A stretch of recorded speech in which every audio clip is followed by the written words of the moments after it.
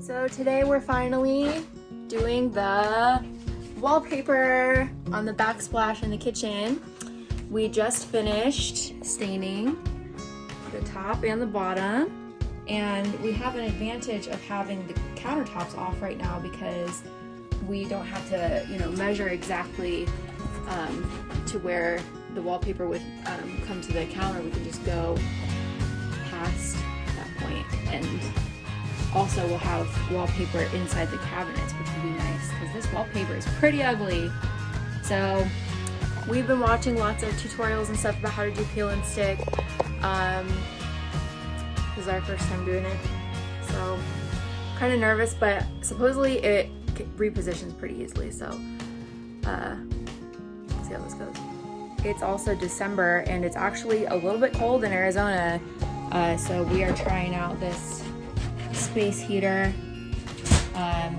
We're not hooked up right now, we just have an extension cord going outside, but it's actually a little chilly. When we bought the RV, it was so hot in Arizona that we couldn't even work on it for any long amount of time.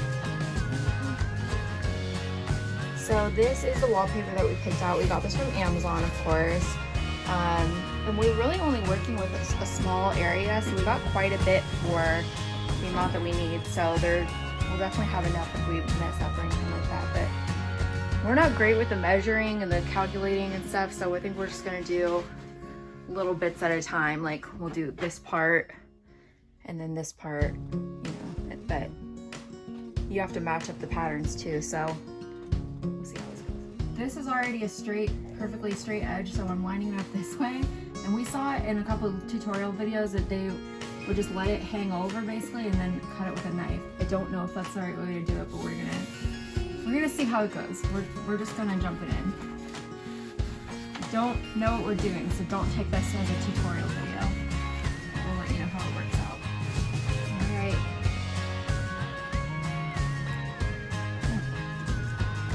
So I just kind of pushed it into the corner.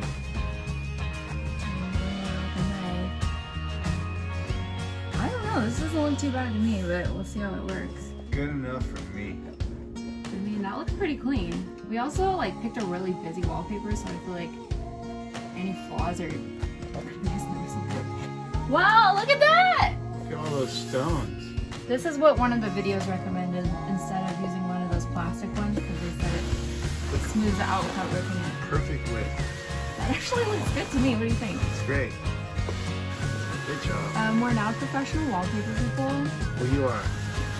Use the camera in right now. Look at that.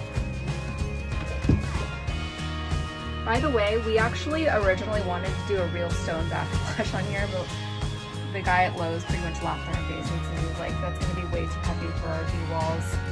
And just heavy overall, like adding weight to the trailer. So I'm actually really happy with this. I think it looks good.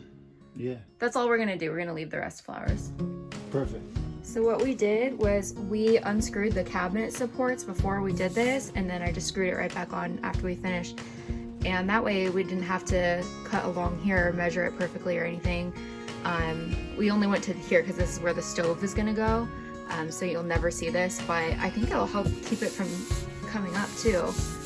But I don't know, I thought I had a good idea. We'll see if it actually works.